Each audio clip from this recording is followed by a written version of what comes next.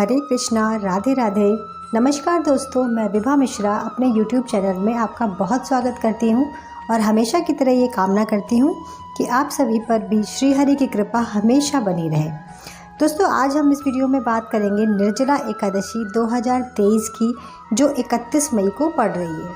दोस्तों, आज हम इस वीडियो में ये बात करेंगे कि निर्जला एकादशी अगर आप कर रहे हो तो व्रत कितने बजे से शुरू करना चाहिए, पानी कितने बजे तक पी लेना चाहिए, और व्रत में अगर दिन में पानी पीते हैं तो उसका क्या फल होता है, निर्जला एकादशी इस बार इतनी खास क्यों है, संपूर्ण जानकारी आपको इस वीडियो में मिलने वाली है। तो अगर आप पहली बार मेरे चैनल पर हैं तो प्लीज़ चैनल को सब्सक्राइब कर दीजिएगा, और वीडियो पसंद आए, मेरा सुझाव पसंद आए तो प्लीज़ एक लाइक ज़रूर कीजिएगा और शेयर करना तो बिल्कुल भी ना भूलिएगा।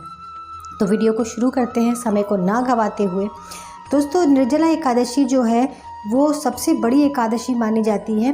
क्यों मानी जाती है कि कहा जाता है कि अगर कोई एक भी एकादशी का व्रत ना कर पाए साल भर में, तो वो अगर निर्जला एकादशी जो जेठ मास की शुक्ल पक्ष की एकादशी होती है, भीमसेनी एकादशी भी इसको कहा जाता है, तो अगर ये एक एकादशी वो बिना अन्न जल के कर लेता है तो उसे साल भर की एकादशी, 24 एकादशियाँ पड़ती हैं साल भर में, 12 महीने में 24, तो उन 24 का फल एक साथ मिल जाता है। और अगर जिस साल अधिमास लगता है, जैसे कि इस साल लग रहा है 2 सावन पड़ रहे हैं, तो उस साल 26 एकादशियाँ होती हैं, तो उस 26 एकादशियों का फल, और जो 2 एकादशी अधिमास की होती हैं वो तो सर्वश्रेष्ठ मानी जाती हैं, क्योंकि तीसरे साल हमें ये एकादशी मिलती हैं।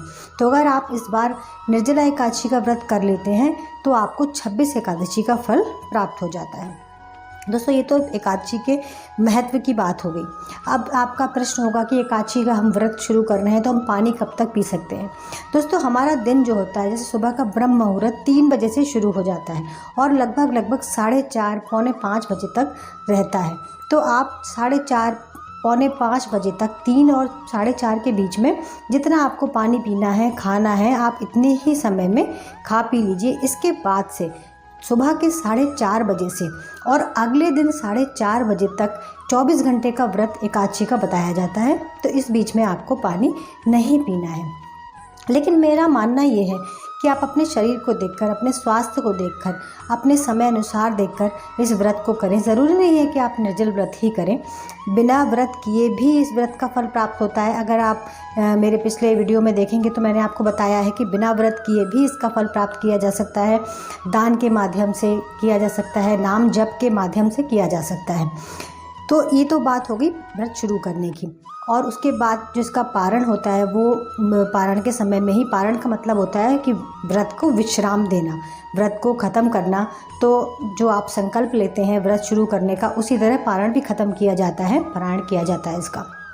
दोस्तों, एकादशी व्रत की इतनी बड़ी महिमा है। एकादशी व्रत जो है वो 3 दिनों का व्रत माना जाता है। इसका मतलब ये नहीं है कि आप 3 दिनों तक व्रत करें, नहीं, इसका जो शुरुआत है वो दशमी से ही शुरू हो जाती है।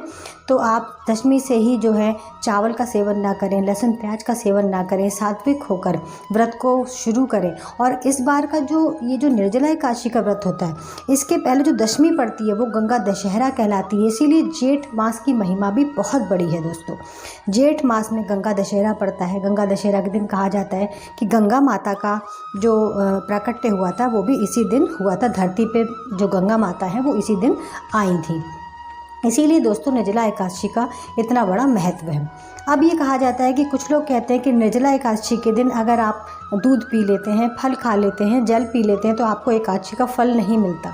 ऐसा बिल्कुल भी नहीं है। आप अगर दूध पीते हैं, जल पीते हैं, फल खाते हैं तो आपको एक एकादशी का फल तो मिलता ही है, ऐसा नारद पुराण में कहा गया है। अगर आप सूर्यास्त के बाद जल पीते हैं, कुछ लोग कहते हैं कि सूर्यास्त के बाद व्रत ख़त्म हो गया, तो वो सूर्यास्त के बाद जल पी लेते हैं। तो अगर आप सूर्यास्त के बाद जल पीते हैं तो आपको जो है 24 एकादशियों का फल प्राप्त होता है।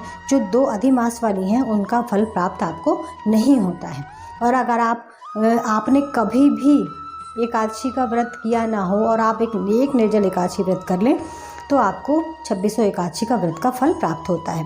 ऐसा कहा जाता है कि इसको भीमसेनी एकादशी भी कहते हैं। दोस्तों, क्यों कहते हैं? क्योंकि आप सभी जानते भी होंगे, आपने अगर कथा सुनी होगी, अगर नहीं सुनी है तो मेरे माध्यम से आप जानिए कि जो भीम जी थे उनको जो है खाना अति प्रिय था और वो भूख उनसे बिल्कुल भी बर्दाश्त नहीं थी। और जो कुंती माता थी वो 11 का व्रत किया करती थी एकादशी का, और अपने पुत्रों से भी करवाती थी। जो भीम जी थे वो कभी भी व्रत नहीं करते थे। तो वो भगवान श्री कृष्ण के पास गए तो भगवान श्री कृष्ण ने उनसे कहा कि अगर तुम निर्जला एकादशी, जेठ मास की शुक्ल पक्ष की जो एकादशी होती है, उस दिन अगर तुम बिना कुछ खाए पिए व्रत को कर लोगे तो साल भर की एकादशी का फल तुम्हें एक ही दिन में मिल जाएगा। तो भीम ने उनकी बात मानकर इस व्रत को किया, इसीलिए इसको भीमसेनी एकादशी भी कहा जाता है। दोस्तों, जो लोग साल भर की एकादशी करते हैं और निर्जला एकादशी भी करते हैं बिना कुछ खाए पिए, तो कहा जाता है कि इसकी इतनी बड़ी महिमा है कि 12 वर्ष की एकादशियों का फल इसमें आपको प्राप्त हो जाता है। तो दोस्तों, इस तरह से आप एकादशी व्रत शुरू कर सकते हैं, उसका पारायण कर सकते हैं और इसका फल प्राप्त कर सकते हैं। इसमें इसके दान की भी बहुत महिमा है। तो आप जल से भरा मटका, उसके साथ शक्कर और पानी वाले फल, तरबूज, खरबूज, ककड़ी, खीरा, पंखे का दान कर सकते हैं। किसी ज़रूरतमंद को चप्पल, जूते का दान कर सकते हैं, जिससे आपके पितृ भी प्रसन्न होंगे। दोस्तों, अगर आपको मेरा सुझाव पसंद आया, वीडियो पसंद आया, तो प्लीज़ इसको लाइक शेयर कीजिएगा और कमेंट में हमेशा की तरह आप राधे राधे लिख सकते हैं। इस वीडियो में इतना ही। सभी को राधे राधे, जय श्री कृष्ण।